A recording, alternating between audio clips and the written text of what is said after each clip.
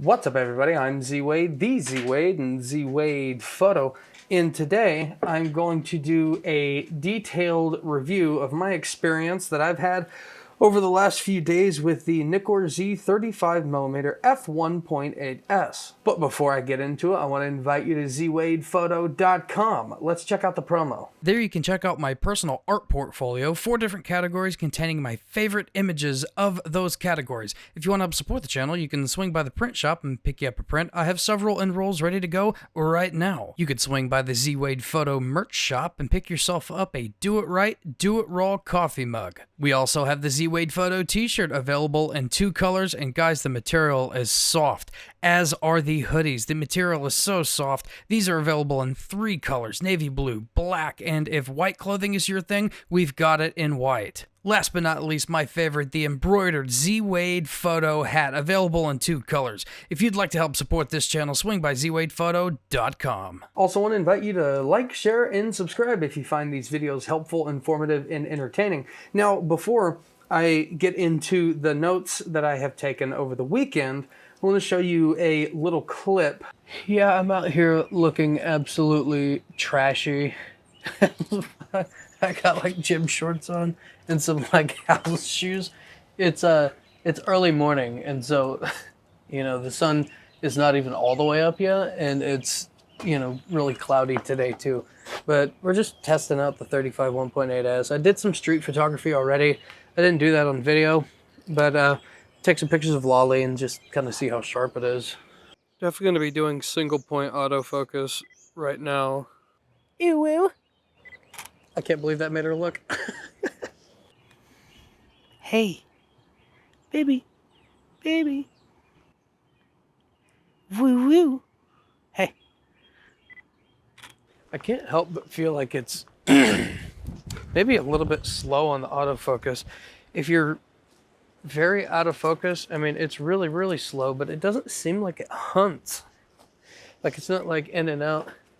It's not like in and out, in and out, in and out. It's just like really, look how freaking trashy I look. I don't really want to be doing like a bunch of the stuff that I always shoot, because this is not like a cheap ass glass video. This is quite an expensive lens. I have a hard time justifying as much as this lens costs for a 35. But it looks like there's some pretty nasty weather rolling in, so I might just shoot that. Just realized that my camera is like a little crooked. Oh well, sorry. A professional that's been doing YouTube for over 1.5 years might have noticed that sooner. So I had kind of a hard time figuring out how I wanted to structure these notes in what order, because I kind of partly theatrical, partly for the sake of flowing and not having to jump around, because this lens, while good, does have some caveats.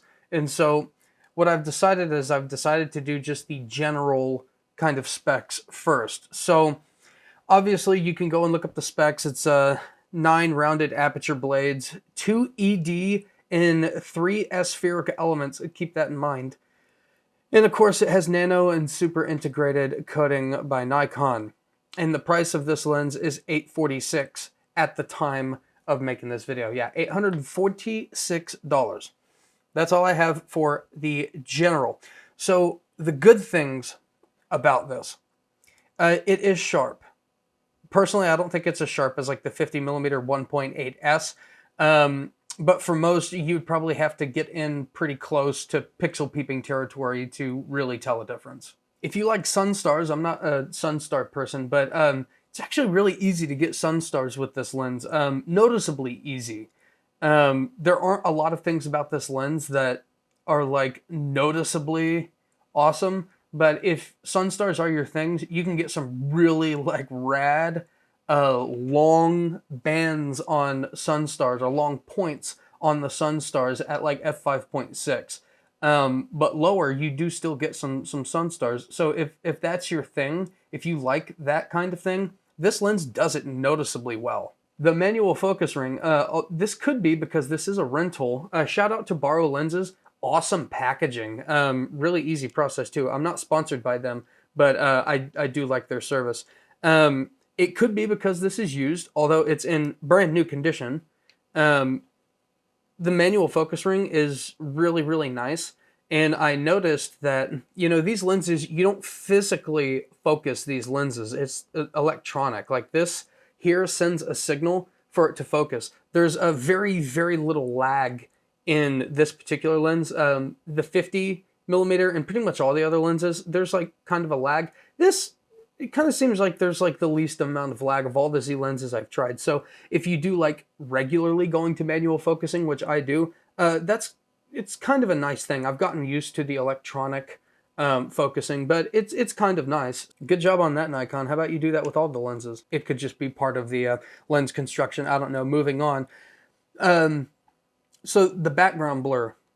I don't have a preference on background blur. I know that people definitely have preferences.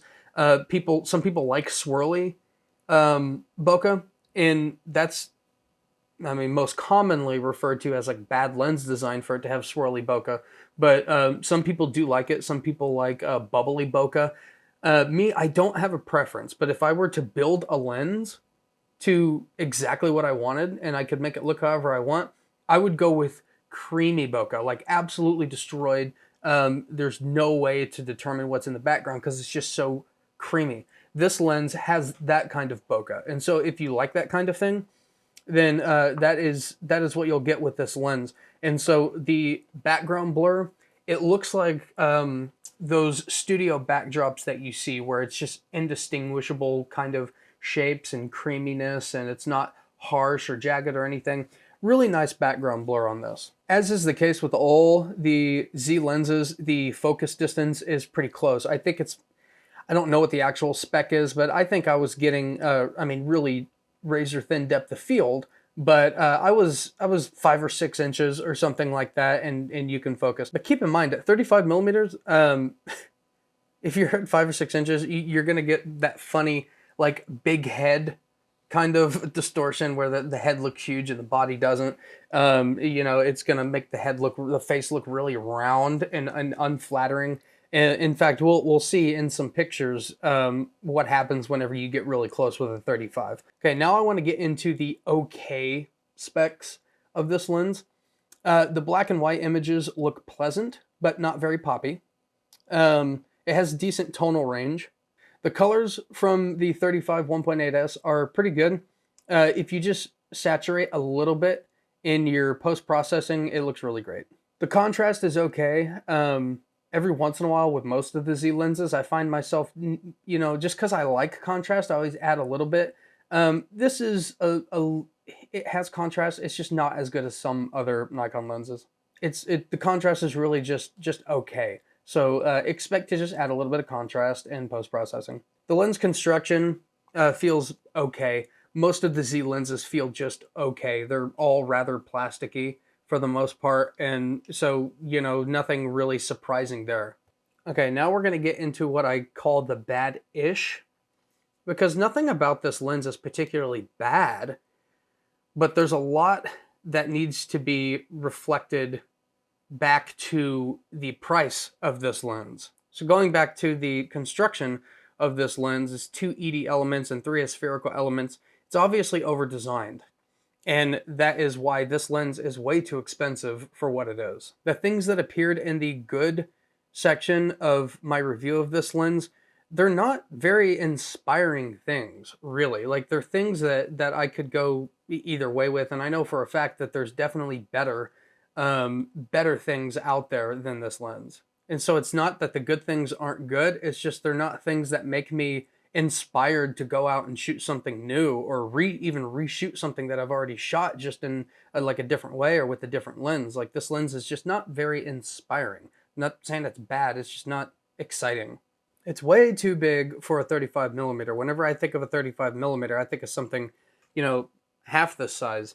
And again, that's probably because it's over-designed. It has 11 elements and 9 groups. That's a lot of glass. And so, of course, it's going to be like kind of large for a 35 millimeter. But again, pretty much all of the Nikon Z lenses are pretty large for today's standards. I don't mind that, but I'm putting myself in the mindset of most people who are going for smaller and lighter. This isn't a small 35. The autofocus, while it is accurate, and I didn't see this thing hunt a single time, it is kind of slow if it's far out of focus. Like the 50 millimeter is insanely zippy. This isn't quite like that. I don't care. I take my time, but again, putting myself in the mindset of everybody else and how bitchy the camera community is, I would call that a bad thing, comparing this to other Z lenses. The reason that's a problem, at least for me, whenever I think of 35, this range of lens is what I go for whenever I'm out and about. It's like a no plan lens. And if you're not planning on something, you really want something quick. That way, whenever random daily stuff happens, you could throw your camera up and you can grab it. And if you were just recently focusing on something kind of close and something is kind of happening over there, it's just really not that quick. And so the focal length is absolutely like an everyday walk around lens, but the speed totally is not. Now, I'm not saying that the Nikkor Z 35 millimeter f1.8s isn't the best optically 35 millimeter that Nikon has ever made. It very well may be. But as an angry photographer likes to say, compared to what? Well, unfortunately, I'm comparing this to the 40 millimeter f2. Now, granted, that's a 40 millimeter. This is a 35 millimeter. They're very close. But that's why I find myself, I guess, not particularly caring much for this lens. I can't see many immediate, obvious advantages to having this over the 40 millimeter. And now I'm going to refer to my notes because I typed out a bit of a rant. I have noted that the 40 millimeter is faster focusing. It's obviously smaller. It's just barely not as sharp as this. And that's if we're pixel peeping. The colors are super close to this, maybe a little bit better on the saturation.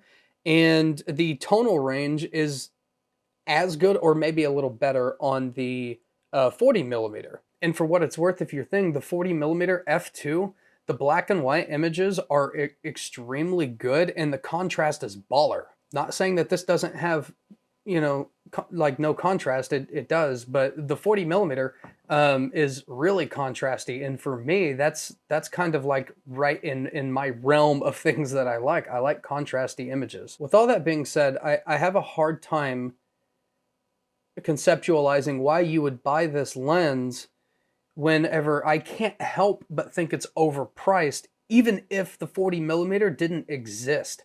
Now that the 40 millimeter does exist, this seems even more overpriced because I really don't see immediately what you're gaining by spending $600 more on this when the 40 millimeter is on sale right now at the making of this video for $266. In conclusion, if you're a collector of Z glass, or if you just have money burning a hole in your pocket and you're suffering from gear acquisition syndrome, or if you don't want to stand back just a little bit to make a 40 millimeter frame look like a 35 millimeter frame, or if you're not a good enough photographer to make f2 work versus f1.8, by all means, get this lens. Or you can do what I did.